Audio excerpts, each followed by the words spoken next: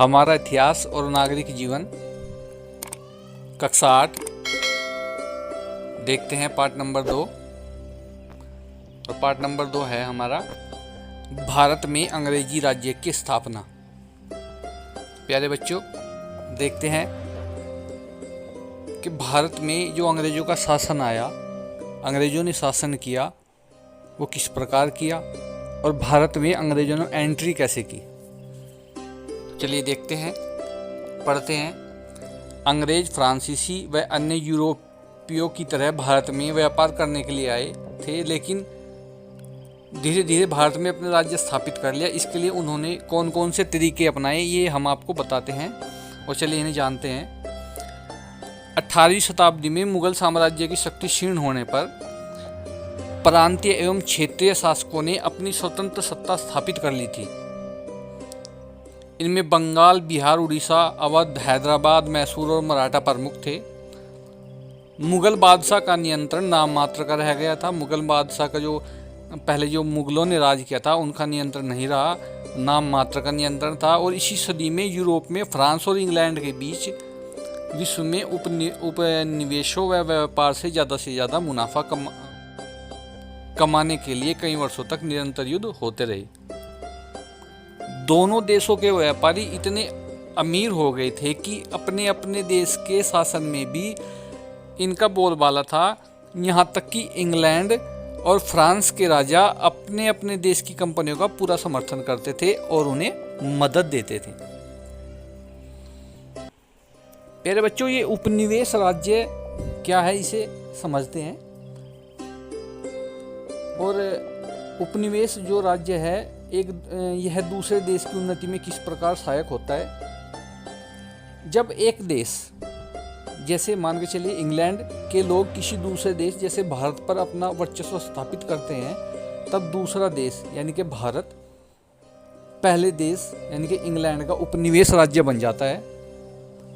और जो पहला राज्य होता है जैसे इंग्लैंड, तो वह दूसरे राज्य भारत पर अपना जो है सर्वोच्च स्थापित करने के बाद वहाँ का सर्वे सर्वा हो जाता है। जब कोई भी देश किसी दूसरे देश पर कब्जा कर लेता है तो वह वहाँ का सर्वे सर्वा हो जाता है। वहाँ के नियम, कायदे, कानून उसके जो है उसके अकॉर्डिंग चलते हैं। जो मुख्य देश होता है वो उपनिवेश देश के सभी संसाधनों का प्रयोग कर सकता है। और होता क्या है, फिर जो मुख्य देश है उसकी तो उन्नति होती चली जाती है, लेकिन जो उपनिवेश देश है उसकी अवनति होती चली जाती है। वह देश इतनी तरक्की नहीं कर पाता। अब भारत को अंग्रेजों ने अपना उपनिवेश राज्य क्यों बनाया, ये जानते हैं। इंग्लैंड में औद्योगिक क्रांति के दौरान कारखाने लग गए थे, अतः वह भारत को सिर्फ कच्चे माल की पूर्ति का साधन बनाना चाहते थे। साथ ही इंग्लैंड अपने यहाँ का बना सस्ता कपड़ा और दूसरा सामान भारत को ऊंचे दाम में बेचना चाहता था, जिससे वे भारत में बुना कपड़ा यूरोप में बेचकर जो है मालामाल होते रहे। दूसरा जो कारण था, वह कारण था वे भारत में कई जरूरी फसलें उगवाकर दूर दूर बेचते थे, जैसे नील, पटसन, अफीम, गन्ना, चाय और कहवा। इंग्लैंड जो था वो औद्योगिक क्रांति के दौरान वहाँ कारखाने लग गए थे और उनका उद्देश्य मेन था कि भारत को जो है कच्चे माल आपूर्ति का साधन या देश बनाया जाए, वहाँ से कच्चा माल हासिल किया जाए। फिर जो नेक्स्ट पॉइंट है वो है, उन्होंने व्यापार की ये सब चीज़ें लाने व ले जाने के लिए भारत के महत्वपूर्ण क्षेत्रों में रेल लाइनें, सड़कें बिछाना शुरू कर दिया। इसके लिए लोहा, कोयला आदि खनिजों की खदानें जो है खोदना चाहते थे। वह जंगल से लकड़ी का व्यापार करना चाहते थे। नेक्स्ट देखते हैं। यह सब करने के लिए उन्हें भारत में जगह जगह अपने अधिकारी रखने और भारत के लोगों पर अपना नियंत्रण बनाने की जरूरत महसूस हुई। उद्योगों को बढ़ावा देने के लिए चलाए गए विशेष अभियान को औद्योगिक क्रांति कहते हैं।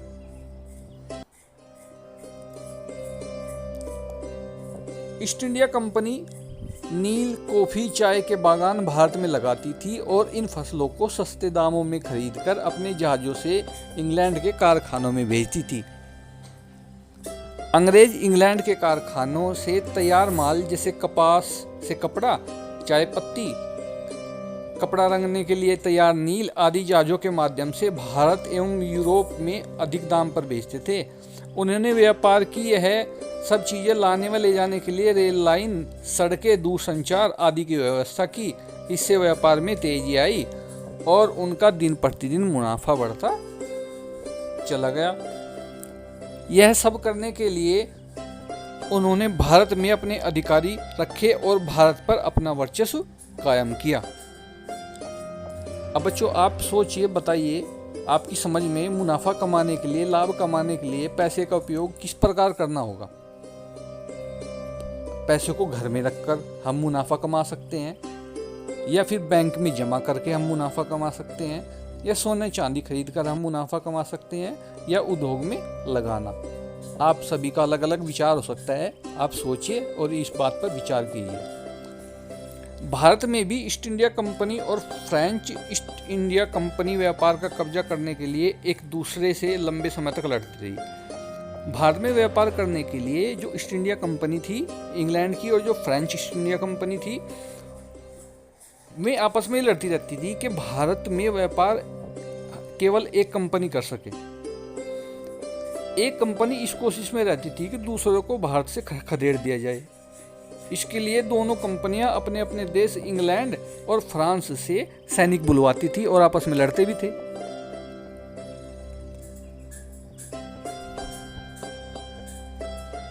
ब्रिटिश ईस्ट इंडिया कंपनी की ताकत बढ़ने में रॉबर्ट क्लाइव या लॉर्ड क्लाइव का विशेष योगदान था।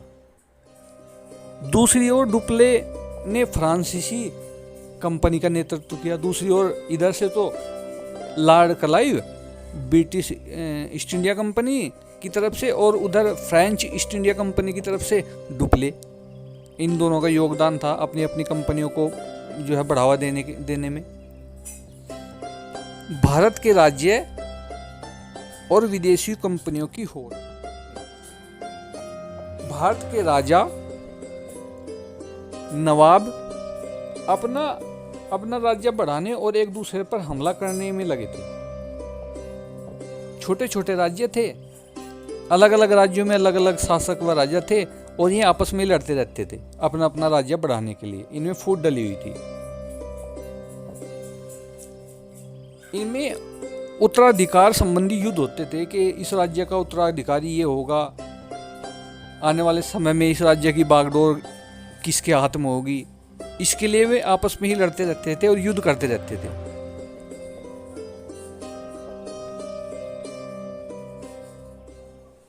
इसके जब वे आपस में लड़ते थे तो इसके लिए विदेशी कंपनियों का हेल्प लेते थे, उनकी सहायता लेने से भी हिचकिचाते नहीं थे। और दोनों कंपनियां जो थी वो इस झगड़े का लाभ उठाती थी और वे जानबूझकर इन झगड़ों में अपनी टांग अड़ा देती थी और राजा से कहती थी कि हम आपका साथ देने के लिए तैयार हैं, आप उस राज्य के राजा पर हमला कीजिए। तो राजा मान जाता था। और फिर होता क्या था कि उस अंग्रेज अधिकारी से ये सहायता तो ले लेते थे, सैनिकों की सहायता तो ले लेते थे। फिर अंग्रेज इनसे कहते थे कि अब हमें आपकी सहायता के लिए कोई भी राज्य मांग लेते थे उस राज्य से कि वो राज्य चाहिए या वो रियासत हमें आपकी चाहिए, और राजा को देना पड़ता था।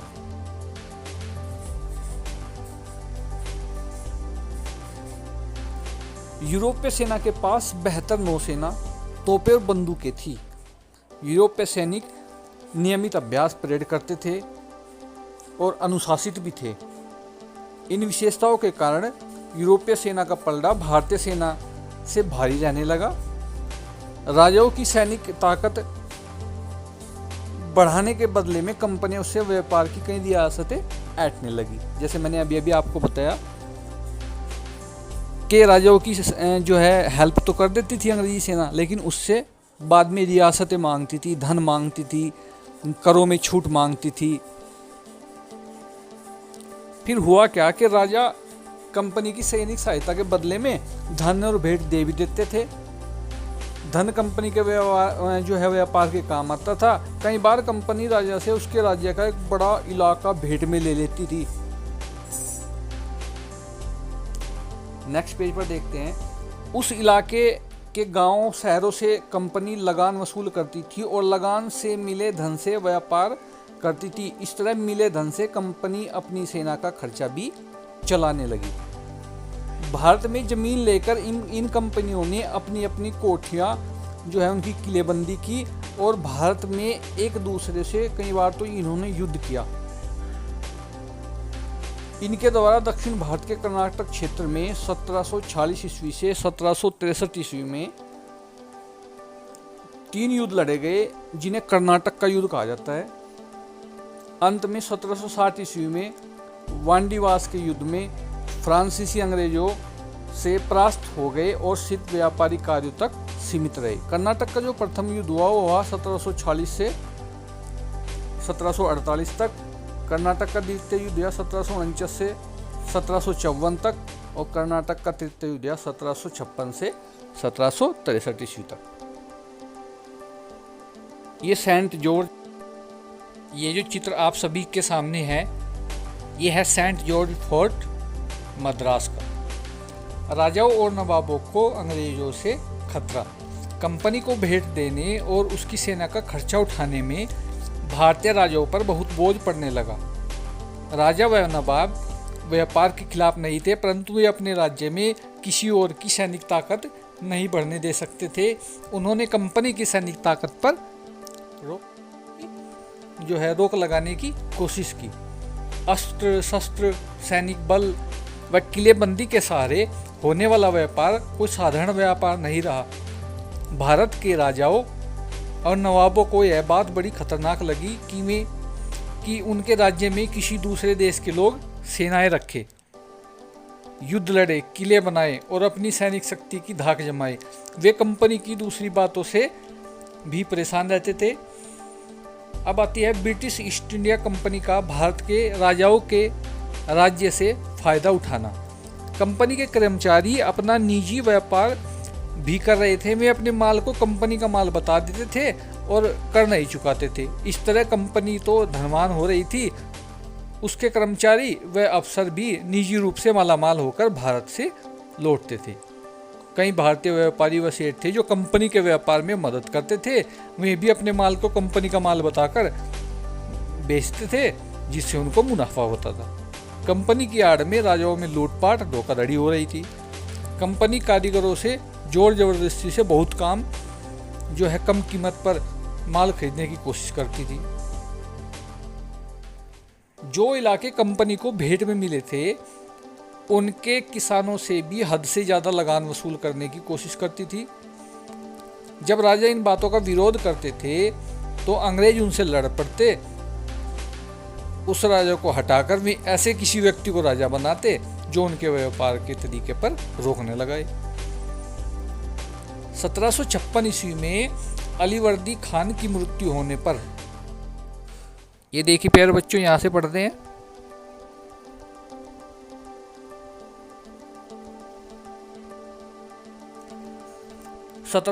ईस्वी में अलीवर्दी खान की मृत्यु होने पर उसका पौत्र सिराजुद्दौला,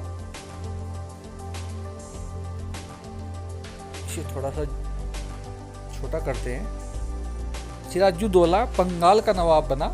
सत्ता संभालते ही उसे घरेलू और बाहरी शत्रुओं का सामना करना पड़ा। नवाब के इन विरोधियों को बंगाल में कुछ धनी सेठों का भी समर्थन था। अवसर पाकर ब्रिटिश ईस्ट इंडिया कंपनी ने नवाब के विरोधियों को साजिशों में भाग लेना आरंभ कर दिया। इस समय यूरोपीय कंपनी शाही फरमान द्वारा दी गई व्यापारिक सुविधाओं का दुरुपयोग कर रही थी।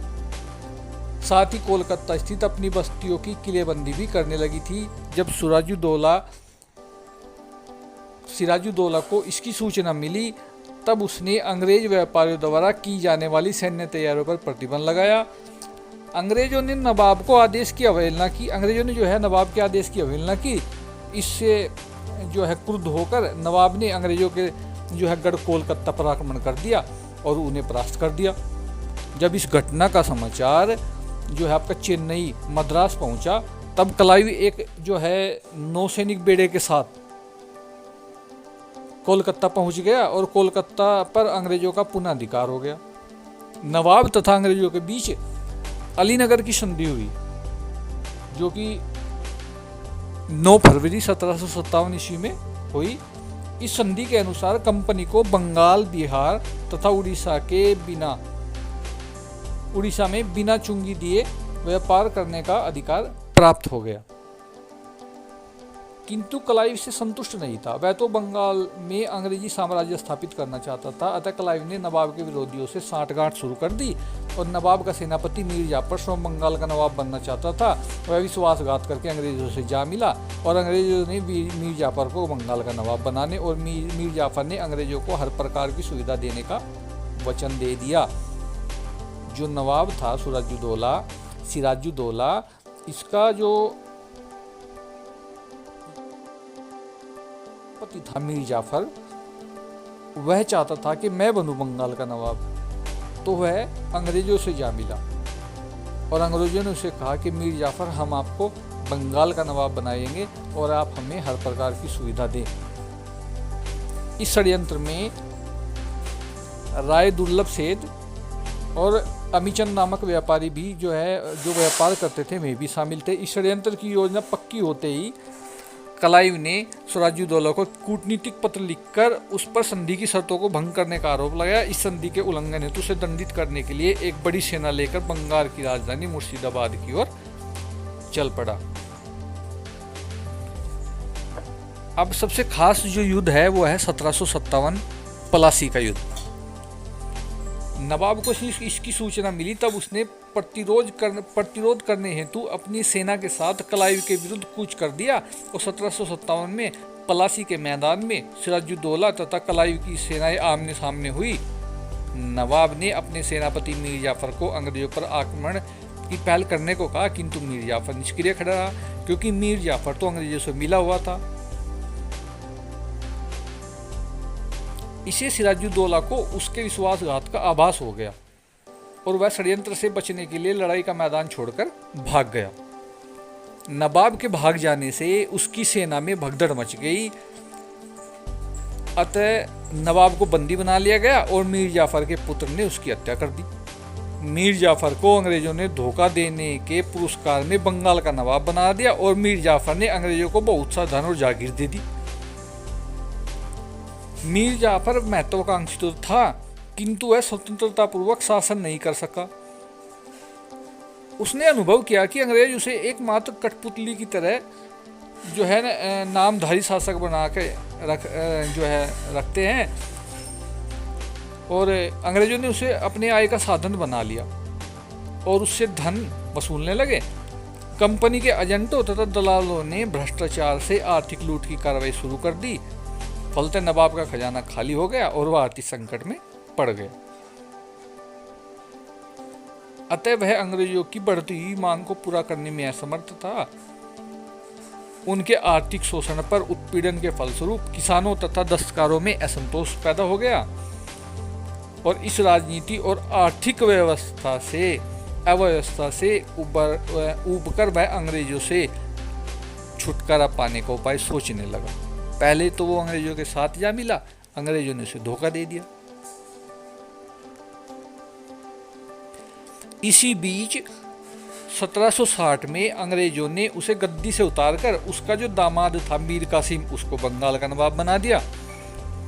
अंग्रेजी सेना का खर्च चलाने हेतु उसको वर्धमान, मिदनापुर, चटगांव के अंग्रेजों को देने पड़े। चटगांव के जिले अंग्रेजों को देने पड़े। मीर कासिम एक योग्य शासक था। वह बंगाल की दशा को सुधारना चाहता था। उसने विद्रोही अमीरों का दमन किया और अपनी सेना में आवश्यक सुधार किए। मुंगेर में तोड़दार बंदूकों और तोपों को बनाने का कारखाना स्थापित किया। सैन्य क्षमता बढ़ाने के लिए उसने जो है सैनिक प्रशिक्षण हेतु यूरोपीय अधिकारी नियुक्त कर दिए कि जो यूरोपीय अधिकारी है वो ही हमारी सेना को प्रशिक्षण देंगे। उसने समरू नामक एक जर्मन को अपना सेनापति नियुक्त कर दिया। उसने अंग्रेजों के व्यापार पर भी प्रतिबंध लगाने का साहस किया। अतः अंग्रेजों ने अप्रसन्न होकर उसे हटा देने का निश्चय किया। मीर कासिम अंग्रेजों की नीयत से परिचित था, वह उनसे सावधान रहता था। अतः उसने अपनी राजधानी भी मुर्शिदाबाद से मुंगेर, जो आधुनिक बिहार में है, वहां पर स्थानांतरित कर दी और उसकी किलेबंदियां आरंभ कर दी। उधर अंग्रेजों ने जो है प्रतिशोधात्मक कार्रवाई करते हुए उसे सैन्य बल के द्वारा मीर कासिम के विरुद्ध जो है कदम उठाया तथा उसे गद्दी से हटाकर मीर जाफर, जो कि इससे पहले नवाब था, उसको फिर पुनः वहां का नवाब बना दिया। मीर कासिम जो था वो अपमानजनक व्यवहार से आग बबूला हो गया और उसने अपनी सेनापति जो है अपनी सेना संगठित कर अंग्रेजों से लड़ाइयाँ लड़ी, किंतु वह पराजित हुआ। वह भागकर अवध में शरण लेने को विवश हुआ। अवध के नवाब सुजाउद्दौला तथा मुगल बादशाह शाह आलम के साथ उसने अंग्रेजों के विरुद्ध एक गठबंधन कर लिया। फिर इसके बाद एक मुख्य युद्ध हुआ, बक्सर का युद्ध 1764 ईस्वी में। उपर्युक्त तीनों की संयुक्त सेनाओं का अंग्रेजों की सेना के साथ, यानी कि सुजाउद्दौला, शाह आलम और आपका मीर कासिम, इनकी तीनों सेना का जो है 1764 में बक्सर के मैदान में भीषण संग्राम हुआ, परंतु सफलता अंग्रेजों को ही मिली। मीर कासिम युद्ध भूमि से भागने पर विवश हुआ। अंग्रेजों ने एक बार फिर मीर जाफर को बंगाल का नवाब बना दिया और बंगाल के जो बक्सर के युद्ध का जो भारतीय इतिहास में बहुत महत्व है। अंग्रेजों की इस विजय से न केवल मीर कासिम की शक्ति छिन्न भिन्न हुई, बल्कि अवध भी अंग्रेजों के सैन्य व राजनीतिक प्रभुत्व में आ गया। जहां पलासी की जीत ने अंग्रेजों की आर्थिक स्थिति मजबूत की, वहीं बक्सर की जीत ने अंग्रेजों के पैर भारत में और मजबूत कर दिए। बक्सर के युद्ध के बाद क्लाइव ब्रिटिश गवर्नर बनकर भारत आया। उसने मुगल बादशाह शाह आलम द्वितीय और अवध के नवाब सुजाउद्दौला के साथ इलाहाबाद की 2 संधि की। इन संधियों को निम्नलिखित शर्त थी। इन संधियों की जो शर्तें थी वो निम्नलिखित थी। पहली संधि जो थी वो थी इलाहाबाद की संधि 12 अगस्त 1765 ईस्वी की, और जो दूसरी संधि थी वो भी इलाहाबाद की संधि थी, वो थी 16 अगस्त 1765 ईस्वी। जो पहली संधि थी उसमें इन्होंने क्या किया,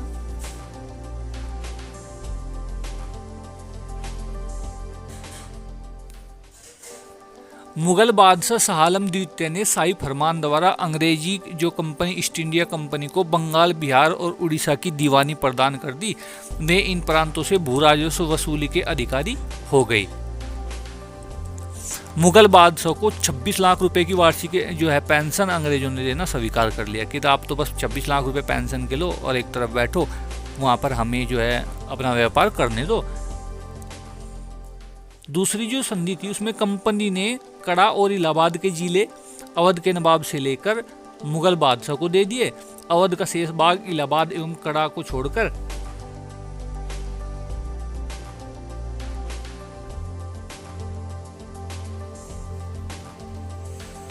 नवाब ने कंपनी को 50 लाख रुपए युद्ध हर्जाने के रूप में दिए। इसी प्रकार क्लाइव ने बंगाल के नवाब से एक संधि की जिसके अनुसार बंगाल में द्वैध शासन की स्थापना की।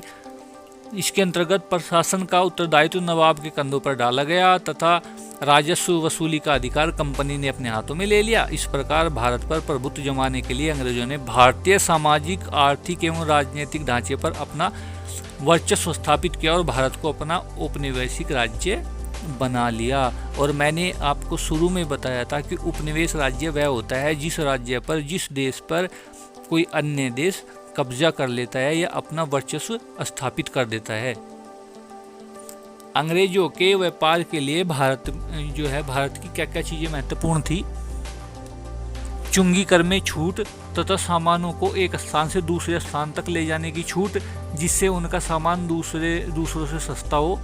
व्यापार में मनमानी करने, भारतीयों को अपना सामान सस्ता बेचने, कंपनी का माल महंगा खरीदने, प्रतिद्वंदी यूरोपीय व्यापारियों को बाहर रखने और कंपनी का व्यापार भारतीय राजाओं की नीतियों से स्वतंत्र रहकर जारी रखने के लिए मजबूर करना आदि। अंग्रेजों के यहाँ क्या नियम था, उन्होंने क्या नियम लागू किया कि जो भारतीय हैं इनका जो माल है वो हम सस्ते उसमें खरीदेंगे, सस्ते रेट पर, और अपना जो माल है वो हम महंगे रेट पर देंगे, महंगे मूल्य पर बेचेंगे इनको। बंदरगाहों के पास किलेबंदी करने, पट्टे पर प्राप्त स्थान का प्रशासन चलाने तथा अपने साथ लाए हुए सोने चांदी से भारतीय सिक्के ढालने की अनुमति क्षेत्रीय शासक से प्राप्त करना, इसके बदले क्षेत्रीय राज्य को बंदरगाह से प्राप्त चुंगी का आधा हिस्सा राजा को देना। ये जो थी ये मुख्य बातें थी जो व्यापार के लिए अंग्रेजों के लिए जो थी महत्वपूर्ण थी भारत में व्यापार के लिए। ब्रिटिश कंपनी भारत में राजनीतिक सत्ता स्थापित करने के लिए भारतीय राजाओं के साथ इन्हीं हथकंडों का इस्तेमाल कर बड़ी चतुराई के साथ अपना राज्य बढ़ाती रही। इस तरह एक ऐसा वक्त आया जब अंग्रेज भारत के राजाओं पर नवाबों को हटाकर खुद शासन चलाने लगे। समय समय पर आवश्यकता अनुसार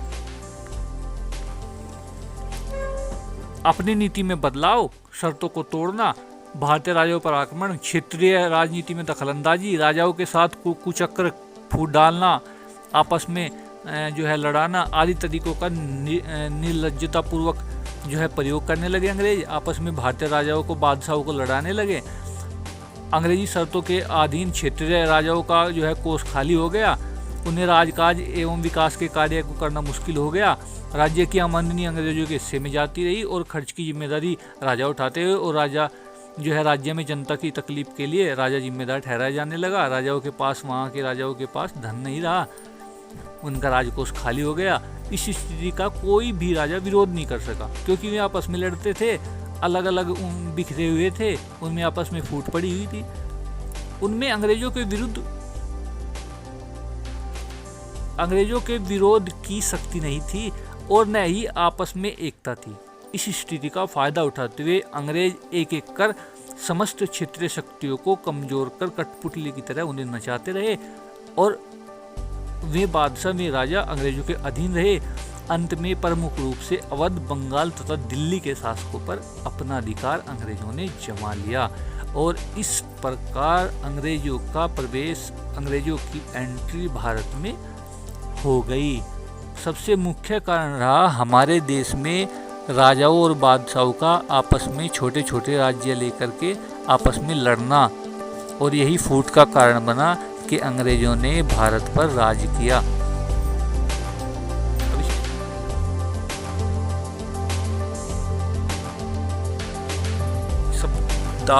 शब्दावली है फरमान। फरमान का जो मतलब है मुगल बादशाह द्वारा दिए गए आदेशों को फरमान कहते थे। इन पर शाही मोहर लगी होती थी। और एक शब्द है आपका दस्तक। भारतीय राजाओं द्वारा अंग्रेजी कंपनी को बिना कर दिए सामानों के आयात निर्यात में छूट के लिए पास या दस्तक जारी करने का अधिकार कंपनी को मिला था। यह था आपका पार्ट 2।